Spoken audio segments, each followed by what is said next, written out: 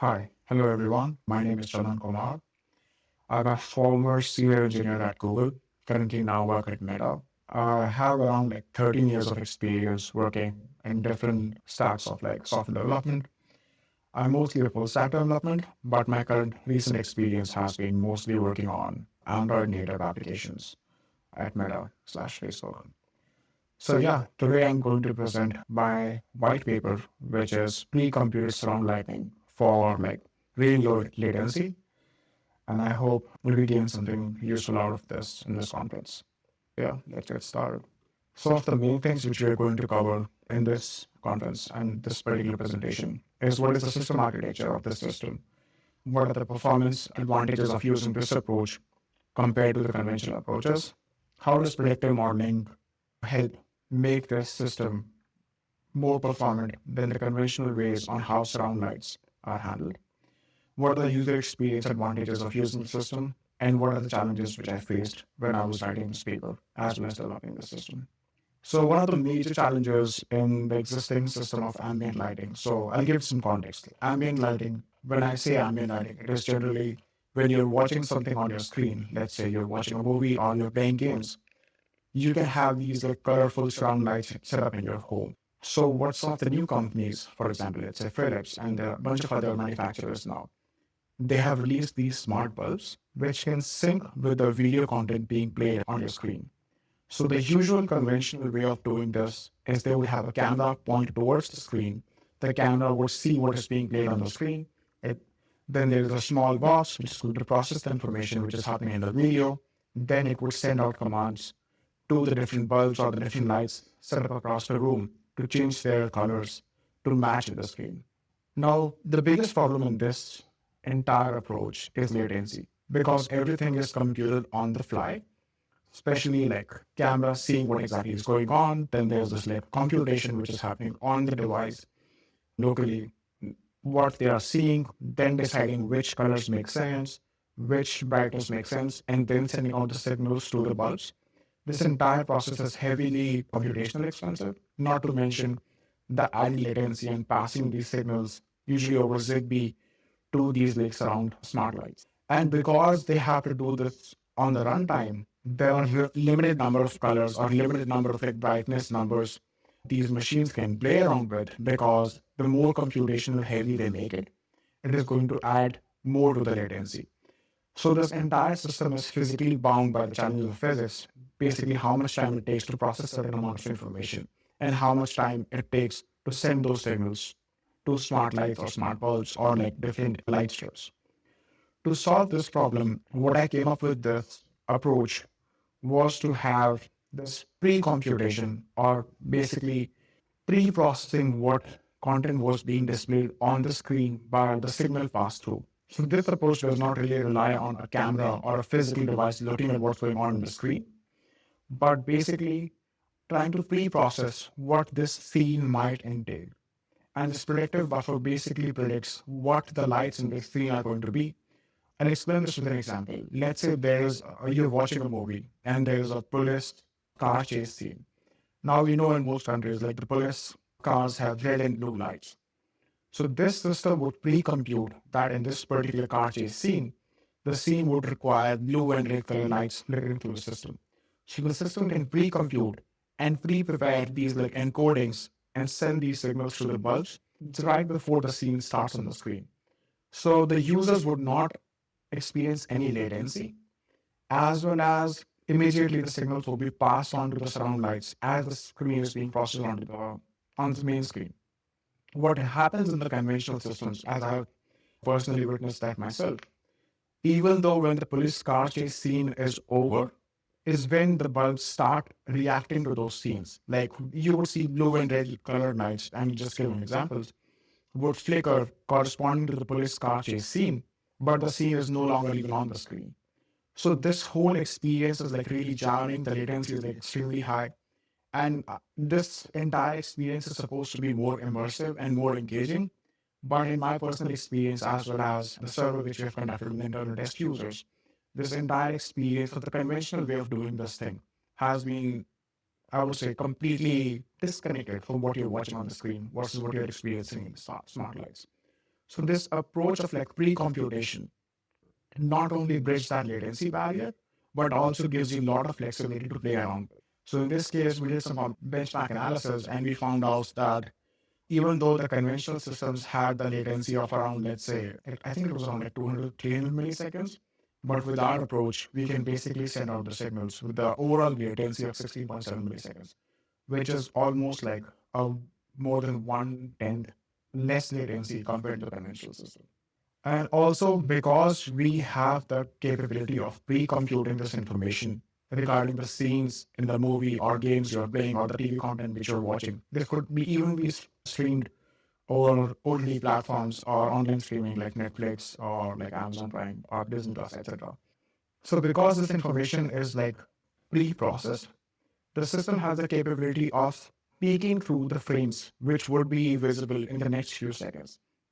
So with this look-ahead approach, not only the system can pre-compute the light signals it has to send out for the current scene, it can even do a look-ahead for the next scene. So that not only saves the time for pre-processing when the scene actually comes, which avoids this like jarring experience in case the stream buffers or like loads. It also creates a smooth experience that when you transition to the next scene, the lights are already pre-computed. It completely avoids even the possibility of having a delay because we already pre-buffered what the smart lights would be showing in terms of color or brightness 2 seconds before the scene was even on the screen. And also because of this pre-computation, it can support like multiple frame rates. For example, let's say you're playing games. The frequency is not really around like 2460 hertz. It can even go up to 120 hertz. Even new monitors support 240 hertz. So with this approach, it is not capped by the frame rate of what you're watching, but basically human time of how much few seconds of content which you're going to process. For example, if you're playing a game, the game developers in their gaming engines could pre-encode the signals of the colors the game's environment has.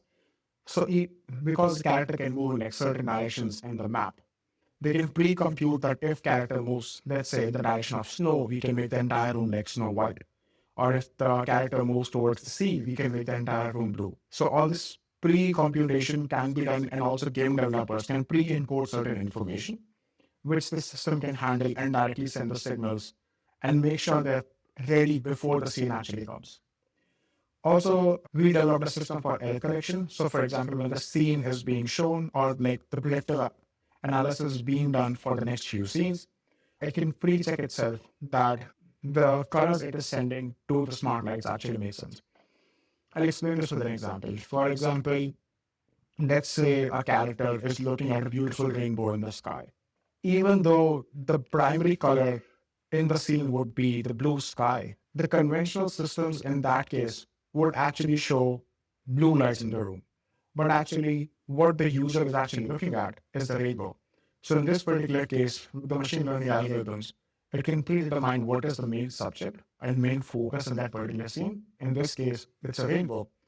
So with this new system, it can actually send rainbow colors, which could be like spread across the entire room and make the scene more immersive compared to existing lights, which would only show, I would say, maybe sky blue.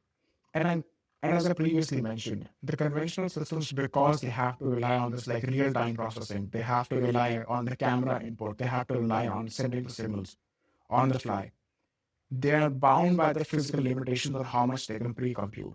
So instead of using all in the entire color gamut, and instead of using the entire brightness spectrum from like 0 to 100%, let's say, they would play it really safe. They would only play with like major primary colors. The systems are really risk averse that they would not tinker with the brightness. They would not tinker with like too many color combinations and risks of getting it wrong. So to play it, they usually play within a very safe range of colors. But in our system, the new system, because it is pre-computing, it has algorithms and it has checks and balances to make sure that the scene and the light signals it's sending is actually correct. It can actually play with the entire color spectrum of all the million color combinations it can produce from RGB, different combinations of RGB lights. And it can also go from like 0 to 100% brightness. For example, let's say you're playing a horror game. It can actually go completely dark to create that immersion that you're playing a horror game or horror scene. Or if you're watching a really nice, let's say, latest Superman movie with like bright, beautiful colors, it can go to 100% brightness with like really immersive bright colors to match what the content creator intended the movie or the content to look like. How did we achieve really sub 100 millisecond response time? These are the key areas which we actually focus on. The first one being like really efficient frame processing. If we do not have a good frame processing algorithm in place, or we do not have good pre-encoding logic in place, there is no way getting around it. If you are not able to find the colors that a particular scene should be showing, and if, because this is going to be the bottleneck, just processing the raw content or the video content and then decide which colors to show. The other areas in this system are basically optimization. Basically, pre-computing is basically applying this ultra-efficient frame processing to few frames in the future, making sure that you have enough buffer when those scenes come onto the screen. You already have those screens ready. Node communication, basically talking between the smart lights, because your system knows how far those smart bulbs are. Let's say your smart bulbs are really far spread out in your huge home theater system. Or let's say the system is even being used in a commercial theater system. Because of the physical limitations that the bulbs or the lights are located really far away, you can pre-calibrate for that latency. Because you know that bulb is the time it takes 1 second to the signal to reach to that bulb, and because we have pre-computation, you can actually send the light signal for the scene which is coming a second later, so that it is completely in sync with the video. So even, and this would have been, and this actually is completely impossible in the current system, because the current systems rely on the camera. They cannot pre-send the signal to the bulb. And if the bulb is like really far away, or even if there's a network lag, let's say your router is not super efficient, and there's a delay between your set-top box or your, let's say, smart device between those bulbs, the latency is really pronounced and it's like really bad user experience. And by using dedicated systems for pre-computing this, the better hardware we have, the better GPUs we have, this system can be scaled further in terms of depth, basically reducing the time it takes for frame processing, as well as how much pre-computation we can do. Moving on, aside from these approaches, we can further improve the system to improve the overall immersion by identifying the scene. For example, in this, the previous example which I mentioned, for example, rainbow in the sky. Classifying the scene that the image which the user is looking at right now, or the scene user is looking at, is rainbow in the sky, makes or breaks what the signal is going to be. Because existing systems, we just rely on what is the maximum amount of color or what is the maximal present color in this scene, which is going to be blue. But in our scene classification system, it is going to actually recognize this is not just a blue sky, it has a rainbow inside it. That way, it can completely differentiate which kind of color signals to send to the smart bulbs. It can also do color mapping because I mentioned previous systems, they rely on camera input. If your screen does not have color accurate, let's say display, or the display itself is not of high quality, or let's say you're watching content on CRT or some other dated hardware, their systems also fail because they completely rely on what exactly is on the screen, not what signals are being sent to the screen. We can also do motion analysis. Let's say your monitor has really high frame rate, 140 hertz, and because the existing systems that rely on camera, the monitor's frame rate could be far higher than the computational capabilities of those systems. In that case, the scenes could actually be changing faster than what their systems can compute and send to the bulbs. In that case, those systems have so much lag, it's almost impossible to keep the video or the game content in sync with the smart lights.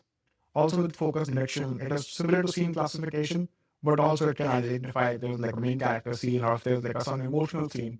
It can also determine which areas to focus on in the scene itself. And the adoption of this system over time, content creators, movie producers, as well as other people who are in the department of color mixing or like this video engineering, they can eventually employ pattern learning algorithms on how accurate the previous predictions were. And this system can grow more accurate over a period of time.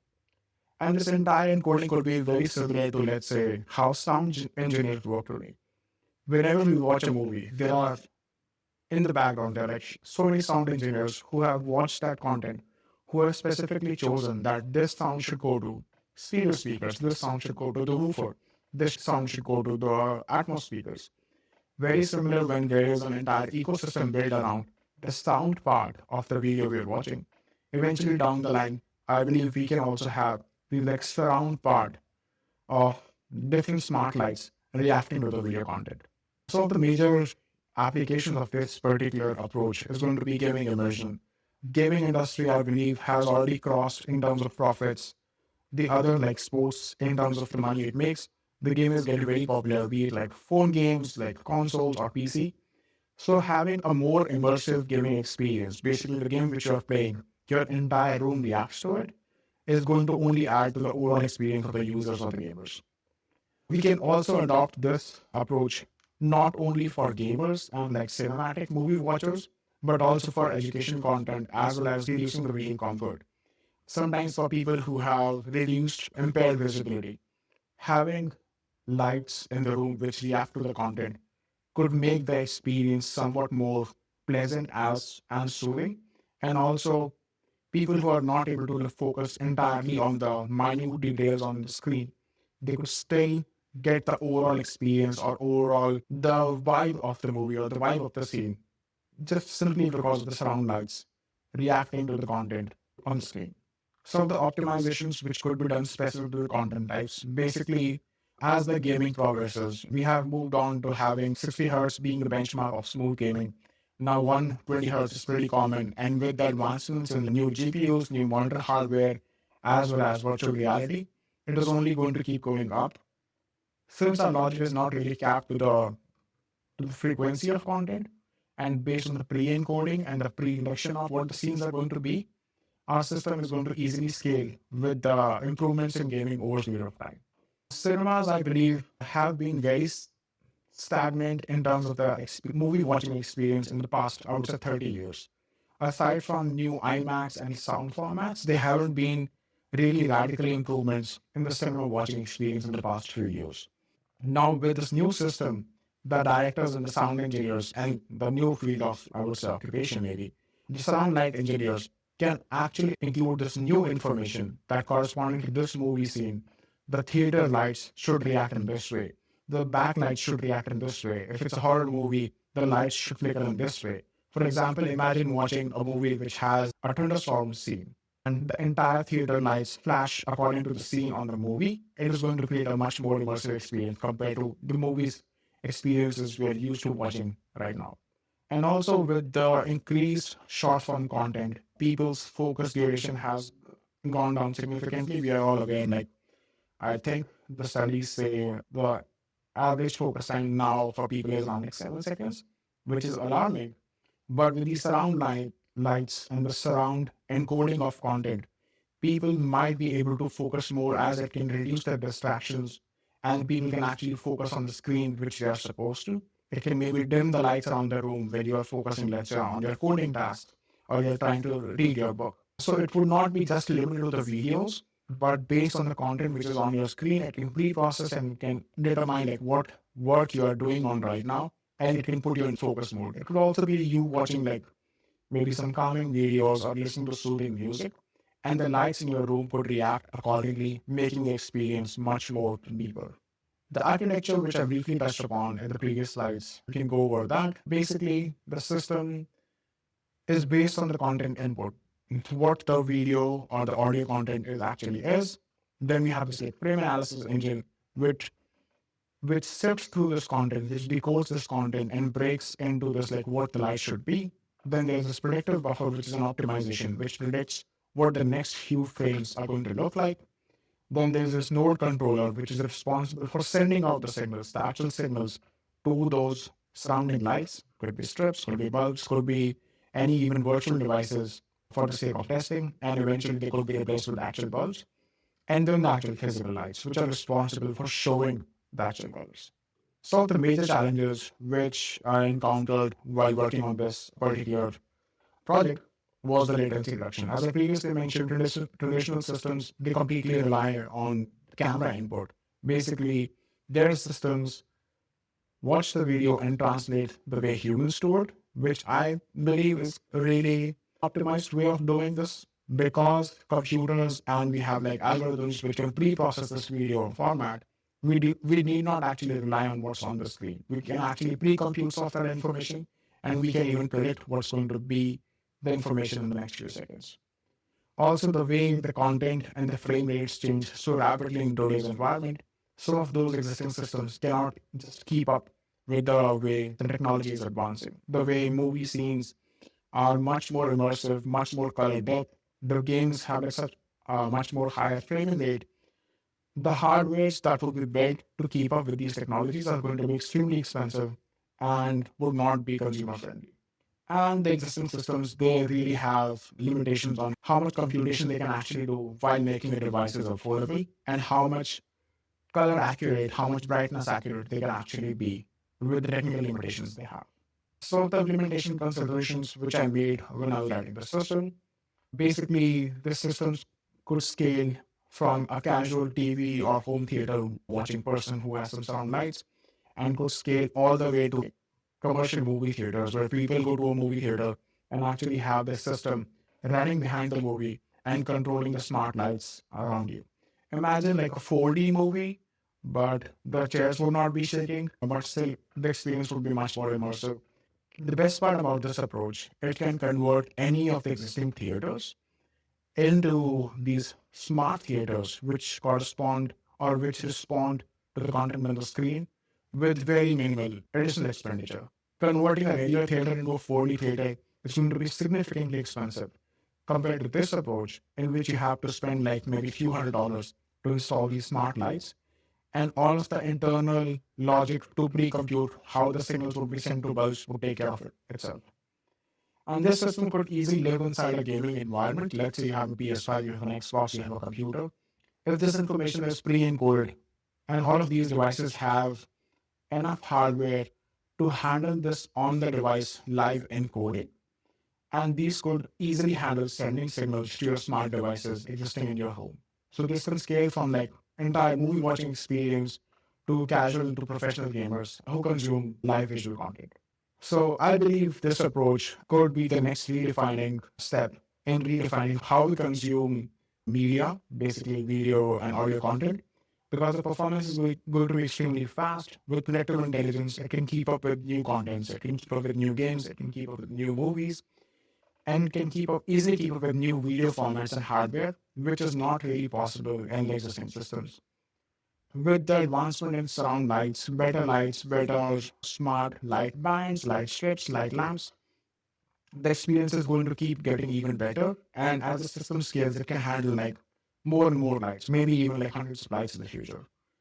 And because it is like pre-computing all this information and it is being computed once, not everyone relying on the system or using the system has to compute this information on their device. So movie producers, content producers could pre-compute or pre-feed this information. And aside from the video, like subtitles or surround sound input, this could be a new input. And the user's devices could just consume this input and send to their smart lights.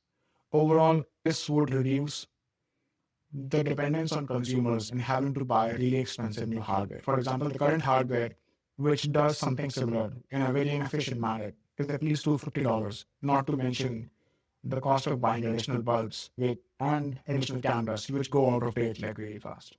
I hope this new system sounds useful, and hopefully it will be eventually adopted by the industry. I have written a defensive publication for the same approach with the same name. It would be a good read if you guys want to find out. I hope you have fun and rest of the conference. Thank you so much.